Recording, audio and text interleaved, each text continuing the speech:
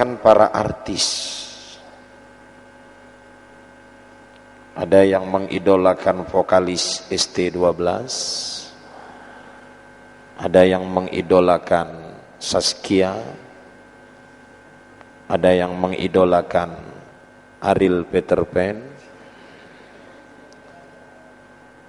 ada yang mengidolakan penyanyi-penyanyi grup Wali, dan ada juga yang mengidolakan artis India Rahul seperti yang ada di depan ini.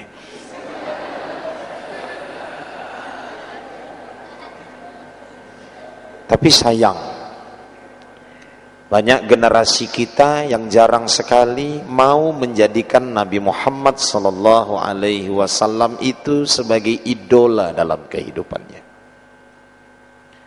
Sehebat-hebat penyanyi, dia akan dikenal ketika dia masih berjaya. Selesai, habis masa kejayaannya, muncul penyanyi yang lebih bagus, penyanyi ini akan dilupakan. Apalagi kalau dia sudah wafat.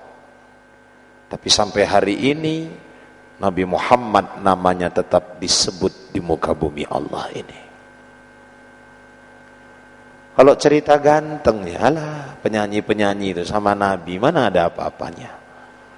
Kalau orang bilang Nabi paling tampan Nabi Yusuf, sebenarnya Nabi paling tampan itu Muhammad sallallahu alaihi wasallam.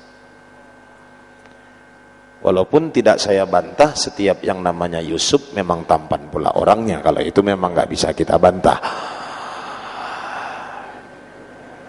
Saya tidak bilang Irfan Yusuf, tapi yang saya maksud Maimun Yusuf, dalam kategori juga begitu. Tapi bapak-bapak, ibu-ibu, coba buka sirah nabawiyah. Kalau penyanyi-penyanyi itu sama Nabi ya lu adik-adik, nggak ada apa-apanya.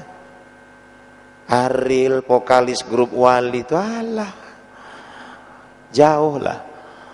Nabi itu dalam sirah nabawiyah tidak terlalu tinggi, tidak terlalu pendek, orangnya sedang-sedang, rambutnya sebahu, rapi dan tertata rapi, rambutnya hitam. Aisyah tuh saking senangnya melihat rambut Nabi, suka sekali itu selesai zuhur menyisiri rambut Nabi. Keningnya ini putih bersih bercahaya, bulu alisnya ini bersatu karena lebatnya, mata Nabi itu kebiru-biruan, bulu matanya lentik, ini batang hidungnya ini naik di antara dua matanya karena mancungnya hidup Nabi itu. Nabi gigi-giginya tertata rapi, bersih, putih berseri, bibirnya tipis, Nabi tidak berkumis tapi berjenggot. Ya aku agak mirip-mirip sikit lah itu kan gitu. Dada Nabi bidang dan ditumbuhi bulu-bulu yang halus, perut Nabi datar. Profil pria yang betul-betul mengagumkan. Itu Rasul. Kalau kepribadian, Nabi itu orang yang betul-betul disenangi oleh semua kelompok. Jangan anggap Nabi itu nggak mau berseluruh.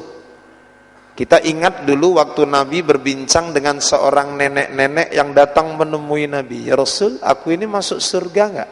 Mohon maaf nek, orang kayak nenek tak bisa masuk surga. Aku sholat ya Rasulullah, tak bisa. Puasa itu nggak pernah aku tinggalkan ya Rasul, nggak bisa. Aku rajin bersedekah ya Rasul, maaf, orang seperti nenek tak bisa masuk surga. Jadi untuk apa aku ibadah ya Rasul? Nangis nenek itu. Terakhir apa kata Rasulullah? Nek, di surga tidak ada lagi orang seperti nenek. Karena semua nanti akan kembali muda seperti semula. Jadi di sini yang udah kakek nenek, kalau mau tahu nanti wajahnya di surga, lihatlah foto waktu kelas 2 SMP dulu.